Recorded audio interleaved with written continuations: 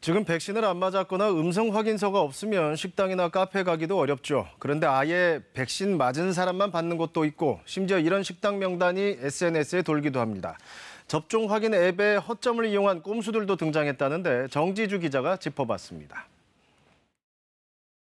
지난 18일부터 방역 수칙이 강화됐습니다. 식당과 카페 이용도 밤 9시까지만 가능하고요. 그리고 방역 패스 반드시 필요합니다.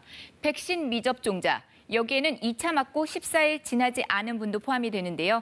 48시간 이내 PCR 검사 음성 확인서가 없다면 혼자 식사, 그러니까 혼밥만 가능합니다. 이 두 분은 일행입니다마는 각자 혼밥해야 합니다. 한 명이 1차만 접종한 상태여서인데요. 2차를 맞고 또 2주를 기다려야지 이제 무언가를 할 수 있으니까 아무래도 좀 불편하죠, 사실상.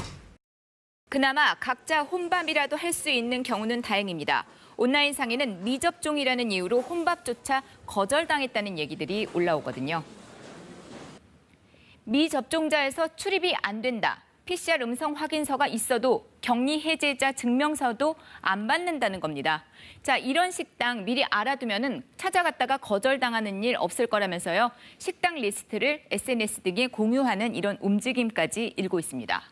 미접종한 분들 건강상의 이유, 또 부작용 우려, 1차 접종 후 이상 증상 등의 다양한 이유로 백신 접종 완료를 못했는데 이런 상황 차별이라고 말하고 있습니다.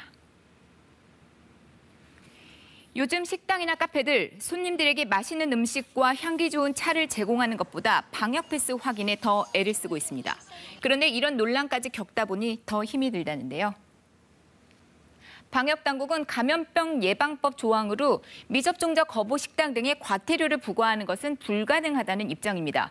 음성 확인서가 없는 미접종자를 여러 명 받았을 때를 문제 삼는 조항이기 때문입니다. 대신 소비자 보호 규약 등 차별 문제로 해결을 해야 할 것 같다고 밝혔습니다. 자, 이런 가운데 방역 패스의 허점도 곳곳에서 드러나고 있습니다. 먼저 한 사람의 접종 증명을 두 사람이 이용 가능한 경우입니다. 카카오톡과 네이버 앱을 각각 이용해 인증하면 된다는데요.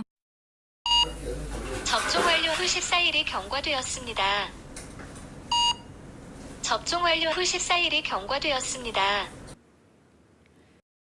심지어 한 사람이 QR코드를 한번 인증받고요. 새로 고침을 한 다음에 이 화면을 캡처하죠.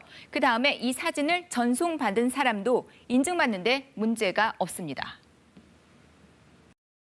안드로이드 전화에서는 카카오톡 QR코드의 경우 캡처 방지 기능이 있습니다만 네이버 앱의 QR코드는 캡처할 수가 있습니다. 그래서 네이버 측은 정부와 논의해 기술적 보완책을 마련하고 있다고 밝혔습니다. 아이폰에서는 카카오톡과 네이버, 질병관리청 백신 증명 앱 모두에서 QR코드 또 인증서도 캡처 가능합니다. 자, 이런 가운데 타인의 접종 완료 계정을 빌리려고도 하는 경우가 있죠. 한 중고 거래 사이트에 올라온 게시물인데요. 5만 원에 빌리겠다는 겁니다. 운영정책 위반으로 바로 미노출 처리가 되긴 했습니다.